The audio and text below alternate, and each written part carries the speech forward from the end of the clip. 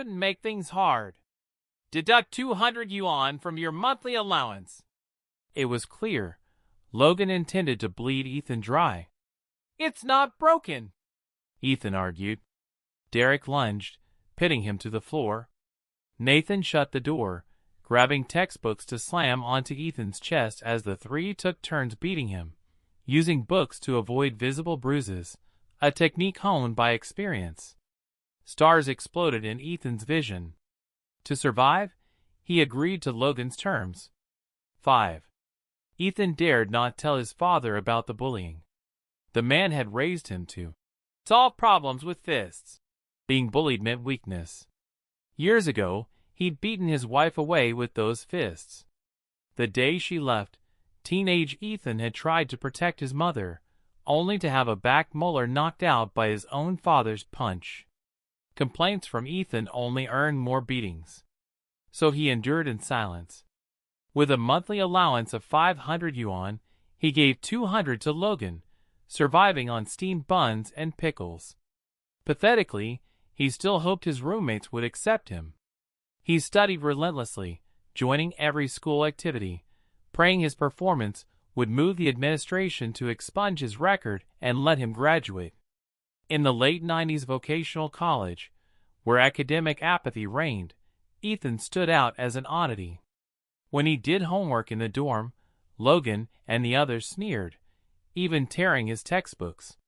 Most days, he had to answer roll call for all three during class. Once, absorbed in a problem, he missed the teacher calling Derek's name. That afternoon, another beating followed. Fucking did it on purpose, didn't you? Sneaking around like a bitch. Fight me straight up, Derek roared, gripping a hand exerciser. It was this beating that cracked Ethan's molar in half, exposing the steel dental pin beneath. Afterward, they acted as if nothing had happened, popping a porn DVD into their dorm player right in front of him.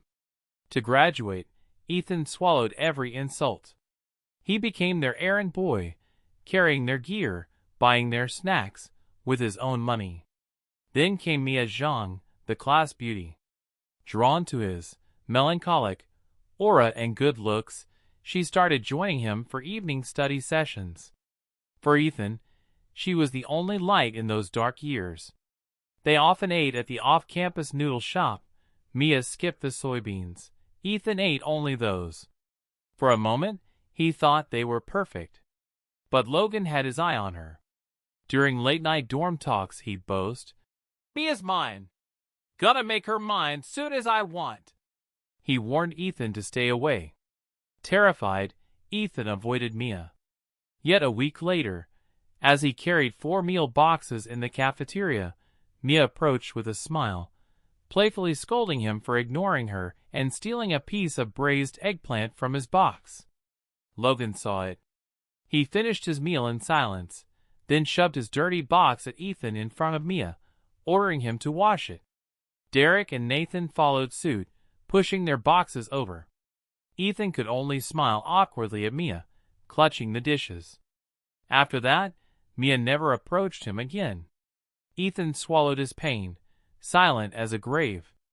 The final straw came 2 months later. Logan and the others were reported for blasting porn music too loud. A letter dropped in the principal's mailbox. Protected by his uncle, the vice principal, they received only a minor disciplinary note. But Logan was convinced Ethan had snitched. He'd been in the study hall during the teacher's surprise check. 2 days later, they dragged Ethan to the abandoned old campus next door. In a dilapidated lecture hall on the 4th floor of the Wheat Choke building, Logan played porn on a portable DVD player.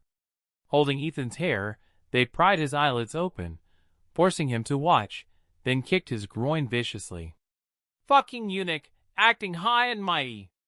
If you don't use it, might as well break it." They left. Ethan lay writhing for 30 minutes before limping back to school. His groin swelled for a week, oozing pus and blood.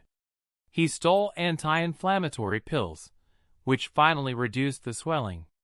But later, he noticed a terrifying change. His morning erections, once frequent, vanished. At first, he dismissed it. Then, one day while washing his face, he saw his beard thinning, falling out strand by strand. In that moment, hope died. 6. During Ethan's sophomore winter break, his alcoholic, volatile father was diagnosed with liver cancer. Having spent all his money on liquor, he couldn't afford surgery, and no relatives or friends offered help.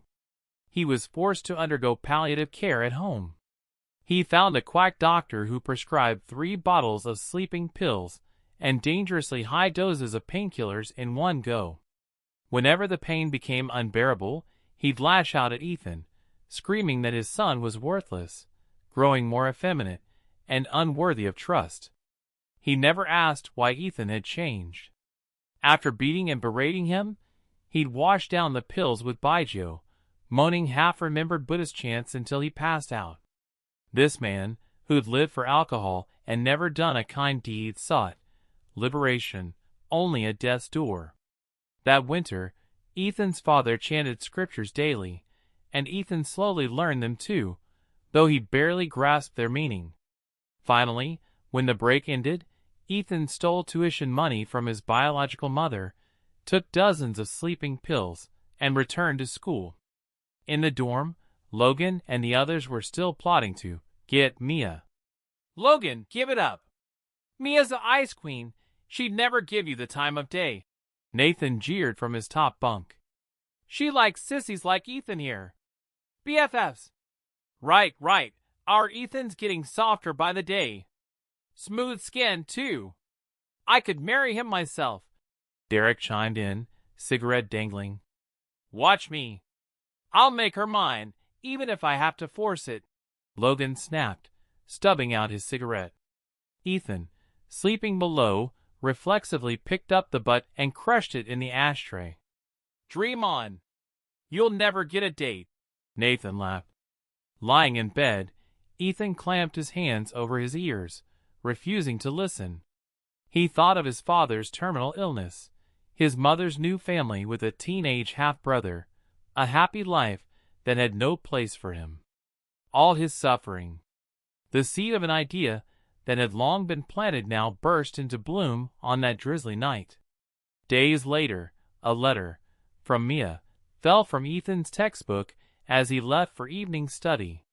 It read, "Meet me at the abandoned teaching building the day after tomorrow.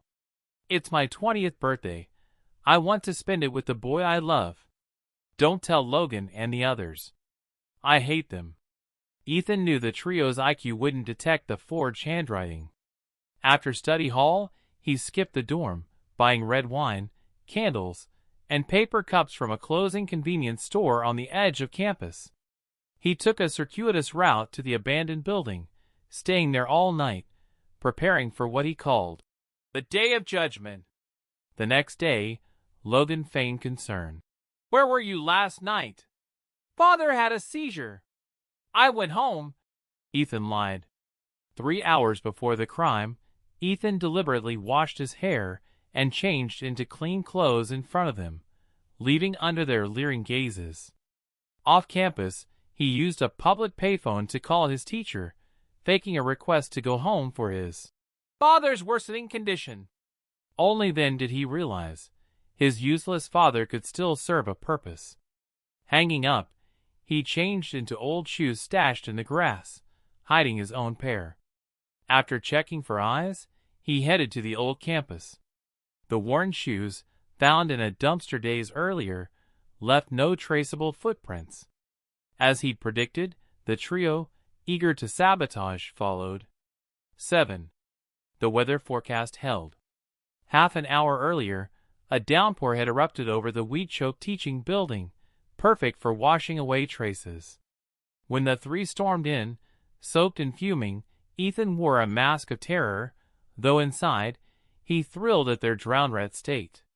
In the lecture hall where they'd robbed him of his manhood, the third-row table held an open bottle of red wine, paper cups, snacks, and a lush bouquet of red roses.